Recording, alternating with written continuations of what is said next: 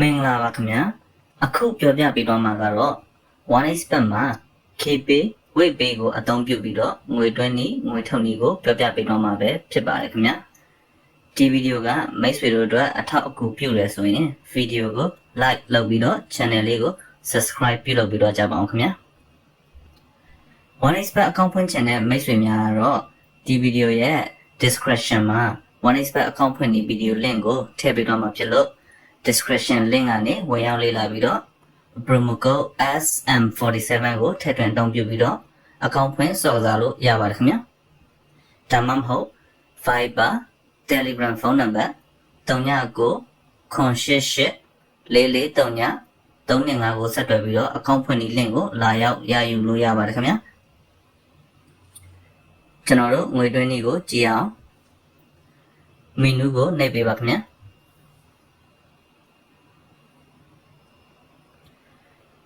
deposit လေးကိုနှိပ်ပေးပါ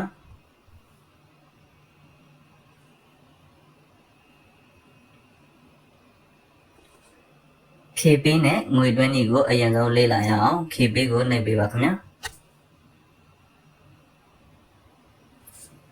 ကျွန်တော်ကဒီမှာနမူနာအချက်လက်ကိုဖြည့်ပြမှာဖြစ်ပြီးတော့မိတ်ဆွေတို့ကမိတ်ဆွေတို့ရဲ့အချက်လက်မှန်ကိုဖြည့်ပေးပါခင်ဗျာ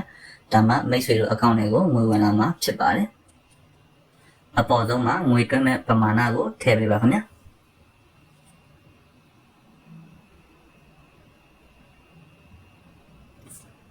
တင်ဤ KPay ဖုန်းနံပါတ်ဆိုတဲ့နေရာမှာမိတ်ဆွေတို့ရဲ့ KPay ဖုန်းနံပါတ်ကိုမှန်ကန်စွာရိုက်ထည့်ပေးပါကျွန်တော်ကနမူနာဖုန်းနံပါတ်တစ်လုံးကိုထည့်ပြပါမယ်ခင်ဗျာ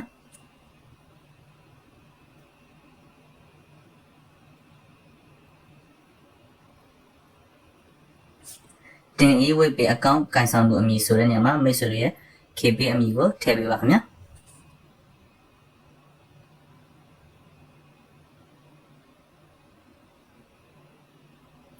ဒါကနမူနာနာမည်ကိုထည့်ပြခြင်းဖြစ်ပါတယ်ကျွန်တော်တို့ငွေသွင်းမဲ့ပမာဏ KPay ဖုန်းနံပါတ် KPay အမည်ကိုဖြည့်ပြီးတော့ရင်တော့အပေါ်မှာ active ဖြစ်နေတဲ့ agent ဖုန်းနံပါတ်ရှိပါတယ်ခင်ဗျာဒါကို copy ယူလို့ရတာလေးရှိပါတယ် copy ယူပြီးတော့မိတ်ဆွေတို့ရဲ့ KPay ထဲမှာငွေတော့လွှဲပေးပါခင်ဗျာငွေလွှဲပြီးရင် KPay ရဲ့ transaction history မှာ KPay ဇာတ်လောက်ဆောင်မှုအမှတ်အလုံး20ရှိပါလိမ့်မယ်ခင်ဗျာအဲ့ဒါကိုဒီ20 digits ဆိုတဲ့နေရာမှာမှန်ကန်စွာပြန်လာပြီးတော့အလုံး20လုံးကိုဖြည့်ပေးပါခင်ဗျာကျွန်တော်ကနမူနာဖြည့်ပြပါမယ်မိတ်ဆွေတို့ကတော့ KPay ဇာတ်လောက်ဆောင်မှုအမှတ်အလုံး20လုံးကိုမှန်ကန်စွာဖြည့်ပေးပါခင်ဗျာ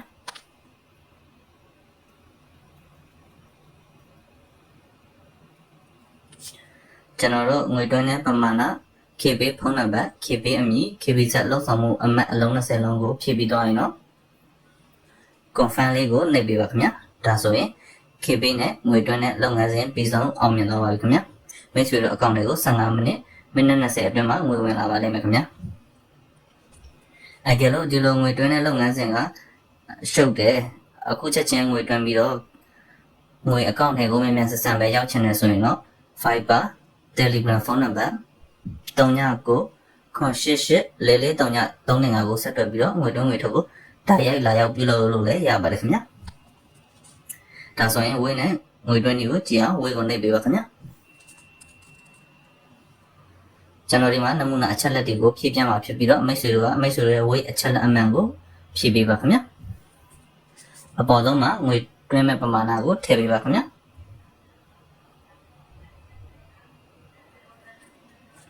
တင်ဤ WebPay ဖုန်းနံပါတ်ဆိုတဲ့နေရာမှာမိတ်ဆွေတို့ရဲ့ WebPay ဖုန်းနံပါတ်ကိုမှန်ကန်စွာဖြည့်ပေးပါခင်ဗျာ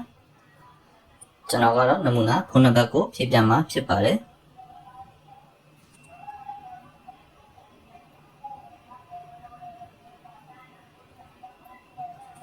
တင်ဤ WebPay အကောင့်ကန်ဆောင်သူအမည်ဆိုတဲ့နေရာမှာမိတ်ဆွေတို့ရဲ့ WebPay အကောင့်အမည်ကိုထည့်ပေးပါခင်ဗျာ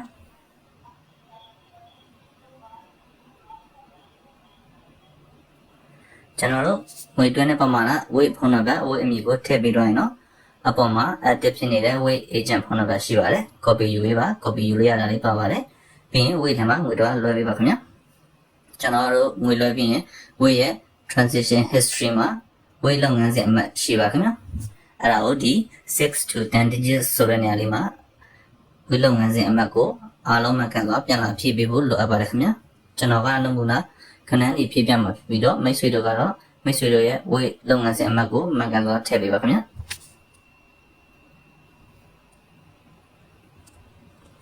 ကျွန်တော်တို့ငွေသွင်းတဲ့ပမာဏဝေးဖုန်းနံပါတ်ဝေးအမည်ဝေးပေးလုပ်ငန်းစဉ်အမှတ်ကိုထည့်ပြီးတော့ရင်နော် confirm လေးကိုနေပေးပါခင်ဗျာဒါဆိုရင်ဝေးနဲ့ငွေသွင်းတာအောင်မြင်တော့မှာပဲဖြစ်ပါတယ်ခင်ဗျာမိတ်ဆွေတို့အကောင့်တွေကို10မိနစ်15မိနစ်အတွင်းငွေဝင်လာပါလိမ့်မယ်ခင်ဗျာကျွန်တော်တို့ငွေထုတ်နည်းကိုဆက်ပြီးကြည့်အောင်ငွေထုတ်မယ်ဆိုရင်ကျွန်တော်တို့အရင်ဆုံးကိုကြီးအချက်လက်ဖြည့်ထားဖို့လိုအပ်ပါတယ်ခင်ဗျာကိုကြီးအချက်လက်ဖြည့်ထားမှငွေထုတ်လို့ရမှာဖြစ်ပါတယ်ဒီတော့ကိုကြီးအချက်လက်ဖြည့်နည်းကိုအရင်ဆုံးလေ့လာရအောင်မီနူးကိုနှိပ်ပေးပါခင်ဗျာ personal profile လေးကိုနှိပ်ပေးပါ enter details ကိုနှိပ်ပါခင်ဗျာကျွန်တော်ကဒီမှာနမူနာအချက်လက်တွေကိုဖြည့်ပြမှာဖြစ်ပြီးတော့မိတ်ဆွေတို့ကမိတ်ဆွေတို့ရဲ့အချက်လက်အမှန်ကိုဖြည့်ပေးပါခင်ဗျာဒါမှငွေထုတ်လို့ရမှာဖြစ်ပါတယ်ခင်ဗျာစာနေဆိုတဲ့နေရာမှာမိတ်ဆွေတို့ရဲ့အလဲအမည်ကိုထည့်ပေးပါခင်ဗျာ first name ဆိုတဲ့နေရာမှာမိတ်ဆွေတို့ရဲ့ပထမအမည်ကိုထည့်ပေးပါpatronymic ကွင်းစားကွင်းပိုင်းနဲ့ if and လို့ဆိုတဲ့နေရာလေးမှာတော့ကျွန်တော်တို့ if and လို့ပါတဲ့အတွက်ရှိလင်လို့ပြောတာပါမထည့်လည်းရပါတယ်ခင်ဗျာထည့်ပြီးရင်တော့ပို့ပြီးတော့ပြေဆုံးပါတယ်မိတ်ဆွေတို့ရဲ့နောက်ဆုံးအမည်ကိုထည့်ပေးပါ date of birth ကတော့မိတ်ဆွေတို့မွေးတဲ့ရက်ကိုထည့်ပေးရမှာဖြစ်ပါတယ်ခင်ဗျာမွေးရက်မွေးလမွေးနှစ်ဖြစ်ပါတယ်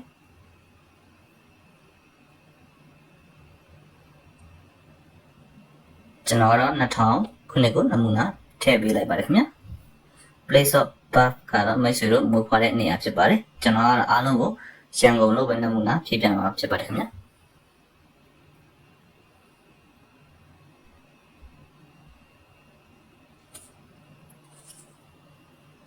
ကျွန်တော်တို့ region ကတော့တိုင်းနဲ့ပြည်နယ်ကိုရွေးခိုင်းတာဖြစ်ပါတယ်ခင်ဗျာရန်ကုန်မှာနမူနာရွေးပေးလိုက်ပါမယ်city ကတော့မိတ်ဆွေတို့မြို့အမည်ကိုထည့်ပေးရမှာဖြစ်ပါတယ်ရန်ကုန်မှာထည့်ရွေးလိုက်ပါမယ်ခင်ဗျာ residence address ကတော့လက်ရှိနေထိုင်တဲ့လိပ်စာဖြစ်ပါတယ်ခင်ဗျာရန်ကုန်မှာနမူနာထည့်ပြပါမယ်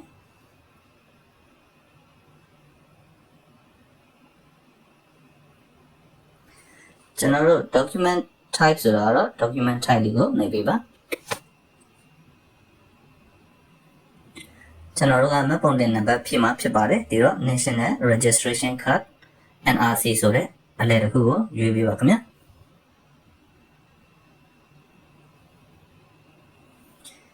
Series FF ကွင်းစားကွင်းပိုင်းနဲ့ FF လို့ပါပါတယ်ခင်ဗျာရှင်းတယ်လို့ပြောတာပါမထည့်လဲရပါတယ်ခင်ဗျာထည့်ပြီးရင်တော့ပို့ပြီးတော့ပြေဆုံးပါတယ်ထည့်ရမှာကတော့မှတ်ပုံတင်တွေကပါတဲ့မြို့နာမည်အတူကောက်ကိုထည့်ပေးရမှာဖြစ်ပါတယ်ခင်ဗျာကျွန်တော်တို့ဥပမာအနေနဲ့မော်လမြိုင်ဆိုရင်မလာမဆိုတဲ့အတူကောက်ကိုထည့်ပေးရမှာဖြစ်ပါတယ်မြစ်ကြီးနားဆိုရင်မကနာပေါ့နော်ရန်ကုန်မြောက်တကုံဆိုရင်မာတာကတောင်းတကုံတာတာကတောင်းတကုံဆိုရင်တာတာကအစရှိတဲ့ဖြင့်ထည့်ပေးရမှာဖြစ်ပါတယ်ကျွန်တော်ကတော့မြောက်တကုံမာတာကကိုနမူနာထည့်ပြမှာဖြစ်ပါတယ်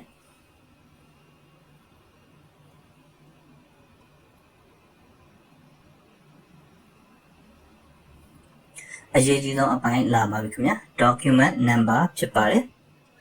ဒီ document number ကတော့မိတ်ဆွေတို့ရဲ့မှတ်ပုံတင်နံပါတ်ကိုမှန်အောင်ထည့်ရမှာဖြစ်ပါတယ်မှတ်ပုံတင်နံပါတ်ကိုမှန်အောင်ထည့်မှာငွေထုတ်တဲ့အချိန်မှာအခက်အခဲမရှိမှာဖြစ်ပါတယ်ဒါတော့အရေးကြီးပါတယ်ခင်ဗျာမှတ်ပုံတင်နံပါတ်ကိုမှန်အောင်ထည့်ပေးပါကျွန်တော်ကတော့နမူနာနံပါတ်ထည့်ပြပါမယ်မိတ်ဆွေတို့ကတော့မိတ်ဆွေတို့ရဲ့မှတ်ပုံတင်နံပါတ်အမှန်ကိုထည့်ပေးပါခင်ဗျာ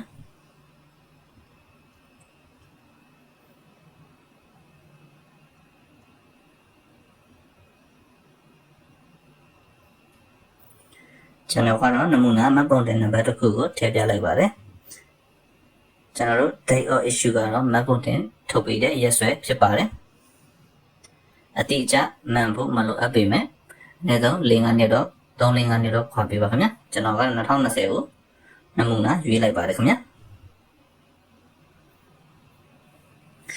issue ပိုင်းကတော့ထုတ်ပေးတဲ့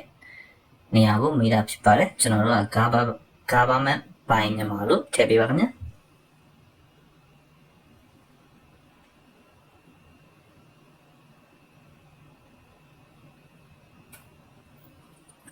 ကျွန်တော်တို့အချက်လက်အားလုံးကိုဖြည့်ပြီးတော့ရင်တော့ data လေးပြန်ပြီးတော့စစ်ပေးပါခင်ဗျာအားလုံးစစ်ပြီးတော့မှန်ကန်ရင်တော့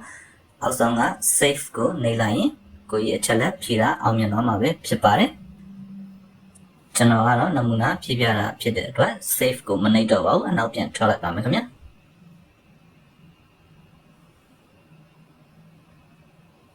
ကျွန်တော်တို့ကိုကြီးအချက်လက်ဖြည့်ပြီးတော့ရင်တော့ငွေထုတ်လို့ရပါပြီငွေထုတ်ဖို့အတွက် menu ကိုနှိပ်ပေးပါခင်ဗျာsecond အလုံးလေးကိုနှိပ်ပေးပါ withdraw လေးကိုနှိပ်ပေးပါခင်ဗျာ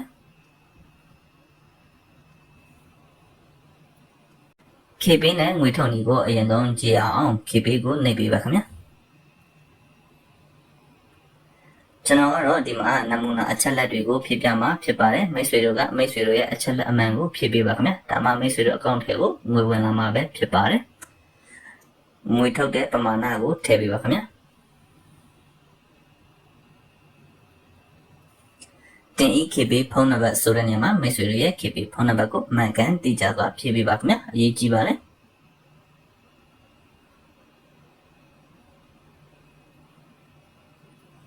ကျွန်တော်ကနမူနာနံပါတ်တစ်ခုကိုထည့်ပြခြင်းဖြစ်ပါတယ်ခင်ဗျာတင်ဤ KB အကောင့်ကိုင်ဆောင်လို့အမည်ဆိုတဲ့နေရာမှာမိတ်ဆွေတို့ရဲ့ KB အမည်ကိုထည့်ပေးပါခင်ဗျာ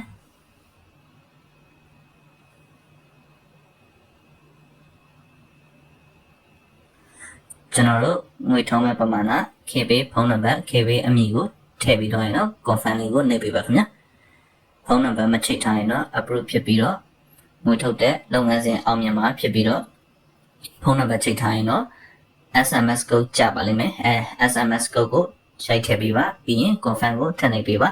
ဒါဆိုရင် KB နဲ့ငွေထုတ်တာအောင်မြင်တော့မှာပဲဖြစ်ပါတယ်မိတ်ဆွေတို့အကောင့်ထဲကိုမိနစ်20နိုင်ဝက်အတွင်းငွေဝင်လာပါလိမ့်မယ်ခင်ဗျာဝိနဲ့ငွေထုံနည်းကိုကြည့်အောင်ခင်ဗျာဝိကိုနှိပ်ပေးပါကျွန်တော်ကဒီမှာနမူနာဖြည့်ပြမှာဖြစ်ပြီးတော့မိတ်ဆွေတို့ကမိတ်ဆွေတို့ရဲ့ဝိအချက်လက်အမှန်ကိုဖြည့်ပေးပါခင်ဗျာဒါမှမိတ်ဆွေတို့အကောင့်ထဲကိုငွေရောက်မှာဖြစ်ပါတယ်အပေါ်ဆုံးမှာငွေထုံမဲ့ပမာဏကိုထည့်ပေးပါခင်ဗျာ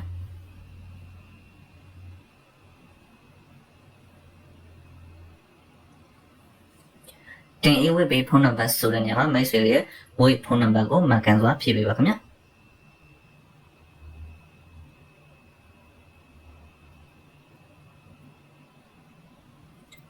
တင်ရဝိတ်ပေးအကောင့်ကိုင်ဆောင်လို့အမည်ဆိုတဲ့နေရာမှာမိတ်ဆွေရဲ့ဝိတ်အမည်ကိုထည့်ပေးပါခင်ဗျာ